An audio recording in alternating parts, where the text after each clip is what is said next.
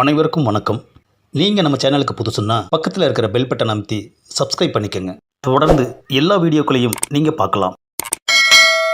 ஆனால் பேச்சுலர்னு போர்டு வைக்க போகிறேன்னு சொன்னீங்களே, வைக்கத்தான் போகிறீங்களா?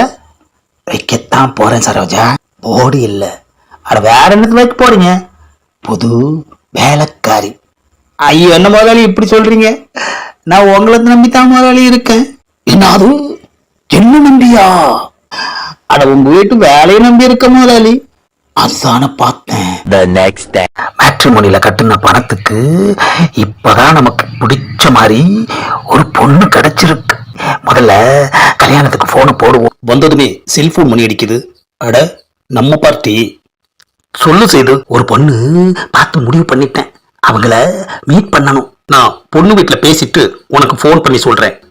பொண்ணோட அழகுக்கு மேட்ச் ஆகிற மாதிரி இப்ப புது போட்டோ அனுப்புறேன். பொண்ணு வீட்டுக்காரங்கிட்ட அதை காட்டுப்பா.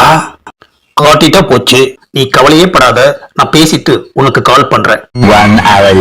கல்யாணத்துக்கிட்ட ஃபோன் வருது. சேது, பொண்ணோட பேரண்ட்ஸ் கிட்ட பேசிட்டேன். உன் போட்டோ டீட்டெயில் பார்த்துட்டு ஓகேன்னு சொல்லிட்டாங்க. அவங்க பொண்ணு வேலைக்கு போயிருக்காங்க. வந்ததும் போட்டோவை காட்டிட்டு எனக்கு ஃபோன் பண்றதா சொல்லியிருக்காங்க. ஒரு வழியா பொண்ணு வீட்டை தேடி கண்டுபிடிச்சு வந்தாச்சு. நம்ம போட்டோவை பொண்ணு பார்த்துச்சா இல்லையாங்கிறத கல்யாணம் சொல்லவே இல்லையே. ஒருவேளை பொண்ணு வேலை விட்டு லேட்டா வந்திருக்கும். கண்டிப்பா நம்ம போட்டோவை பார்த்துருக்கோம். பெற்றவங்களுக்கே பிடிச்சிருச்சு, அப்புறம் பொண்ணுக்கு எப்படி பிடிக்காம இருக்கும்? Calling Bella முத்துவோம். ஆஹா, கதவு திறக்குது. ஆமா, நீங்க யாரு? என் பேரு சேது. கல்யாணம் சொல்லி இருப்பாரே. எனது மேல இருந்து கீழே வரைக்கும் பாக்குறாரு. உள்ள வாங்க. என்னோட போட்டோ உங்க ரெண்டு பேத்துக்கு ரொம்ப பிடிச்சிருக்குன்னு கல்யாணம் சொன்னாரு. ஆமா, உங்க பொண்ணு என் போட்டோவை பார்த்துட்டாங்களா? என்னது, பொண்ணோட அம்மா சைலண்டா இருக்காங்க. கற்பகம், நீ போய் காப்பி கொண்டு வா. என்னது, வழக்கமா பொண்ணு தானே காப்பி கொண்டு வரும். ஏன் பொண்ணை பெத்த அம்மா காப்பி கொண்டு வந்தா வாங்கி குடிக்க மாட்டீங்களா?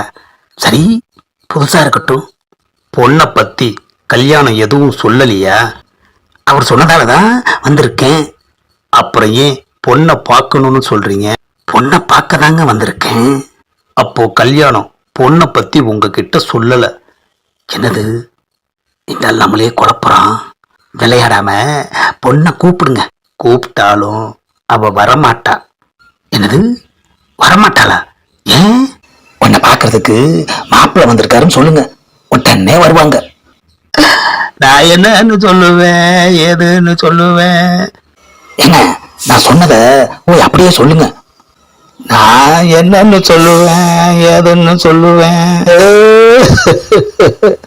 என்னது, பொண்ணை கூப்பிட சொன்னா இந்த அம்மா அழுகுது. ஏங்க, என்ன நடந்துருச்சு? நீங்களாவது சொல்லுங்களேன். அத நான் எப்படி சொல்லுவேன், என்னன்னு சொல்லுவேன். என்னது, இருந்தாலும் சேர்ந்துக்கிட்டு ஒப்பாதி வைக்கிறான். ஒருவேளை வீடு மாதிரி வந்துட்டோமோ? போட்டோலாம் கரெக்டாக தானே இருக்கு. ஏங்க, என்னாச்சுன்னு சொல்றீங்களா இல்லையா? சொல்றோம் தம்பி, சொல்றோம். எங்க பொண்ணு நேற்று ராத்திரியே ஓடி போயிட்டா. என்னது, பொண்ணு ஓடி போயிருச்சா?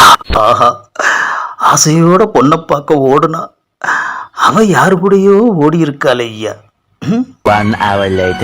என்னது, வந்ததுல இருந்து எதுவுமே பேசாம சேது நம்மளை முறைச்சு பார்த்துக்கிட்டு இருக்கான். என்னாச்சு சேது? என்னாச்சுன்னு உனக்கு தெரியவே தெரியாதா? க்ளூ கொடு, கண்டுபிடிக்கிறேன்.